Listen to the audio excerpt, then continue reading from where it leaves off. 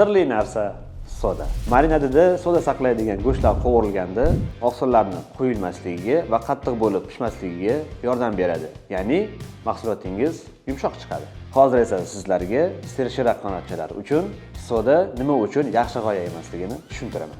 Aslida bu retseptning ortida nima turibdi? Soda qanotchalarning ta'miga va tuzilishiga deyarli ta'sir qilmaydi.